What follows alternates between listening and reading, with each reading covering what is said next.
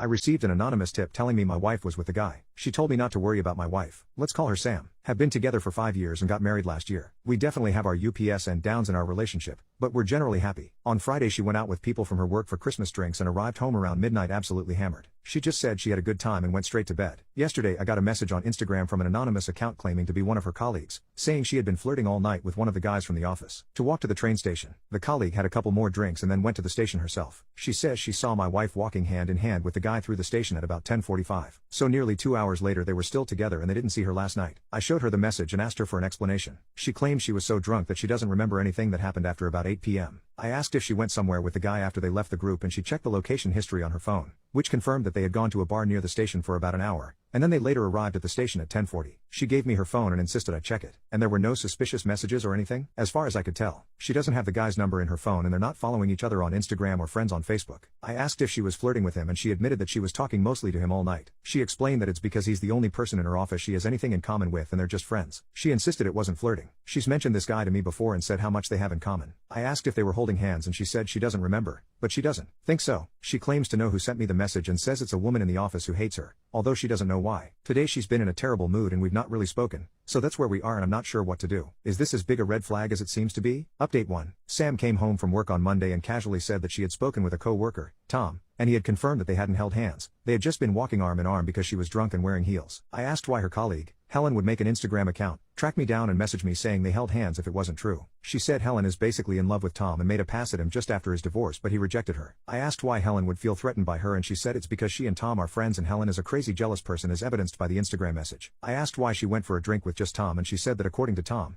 they walked past this bar with an amazing band playing so they stopped in for a drink. Her only regret was doing too many shots too early and getting wasted. The next day she went shopping after work and came home with a new dress. I asked what the occasion was and she said her work Christmas party last week was just drinks with people from her office and the company. Christmas party is on Friday. Apparently she had mentioned this, but I can't recall. I hardly slept that night. The next day I decided to reply to the Instagram message to get some more info. I asked, do you think anything's going on with them? Helen, I assume, quickly replied with a long message saying that they flirt at work and everyone's noticed. Apparently Sam was going to be let go, but Tom put in a good word so she kept her job. Tom protects her in the office and will constantly defend her. She also said that Sam complains about me to the entire office and it's clear we don't have a happy marriage. I asked if she was going to the Christmas party and she said she was. She mentioned that she'd update me if anything happened. Sam finished work early on Friday, so she had time to get ready. She looked amazing and I really didn't want her to go, but I felt like I couldn't say anything. I got an Instagram message around midnight saying that Sam and Tom hadn't interacted at the party, but people from the office had decided to leave and go to a different bar. They all left just before 11 and we were at the new bar by 10 past, but Sam and Tom turned up just before midnight. Sam arrived home at about 2 a.m., not quite as drunk as last time and went straight to sleep. I pretended to be fast asleep and then later I looked at the location.